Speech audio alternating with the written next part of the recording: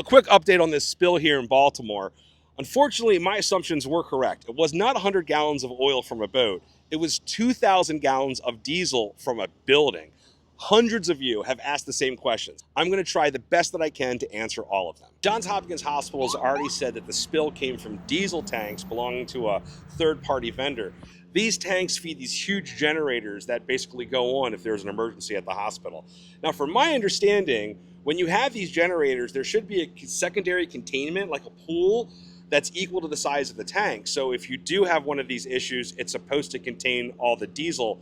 So I don't know how 2,000 gallons of diesel got away from that containment system, but there's an investigation underway, and I'm sure the Coast Guard and the Maryland Department of the Environment will figure that out. But how did the diesel make the trip 1.5 miles from East Baltimore over here to Harbor East?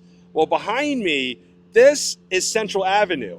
But before this was called Central Avenue, this was a stream called Harford Run. Baltimore is filled with all these ghost streams and rivers that run underground. When the spill occurred, it more than likely made its way to the sub pump, into the storm drain, and then eventually into one of these underground rivers. And I'm assuming it's this one, Harford Run. In regard to wildlife, unfortunately, a couple of ducks and a goose have already been lost. I'm not going to show you that video because that really upsets me. A lot of people are wondering about the fish and the other wildlife, and especially our beloved otters here in Baltimore. I don't know this for a fact, but I would just assume, since the aquarium has a really close relationship with those otters, that the aquarium will go ahead and grab those otters up and probably put them in some type of protective custody until the cleanup is complete. As far as other wildlife, well, you don't really have to work very hard to keep them away. It's really, really noisy, and there's lots of people out here, so most of the other ducks and geese just want to stay clear. When it comes to events like the Baltimore Flotilla, the 5-mile paddle through the harbor on June 14th, or even Harbor Splash,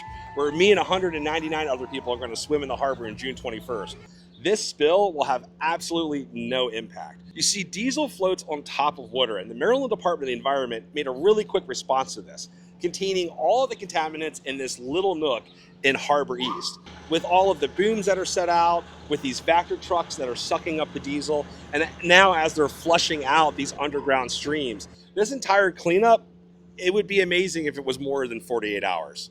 Can you kayak in the harbor right now? Absolutely. Can you paddleboard in the harbor right now? Absolutely. Does this impact your drinking water? Absolutely not. So go out, enjoy your life, while the state of Maryland sues Johns Hopkins.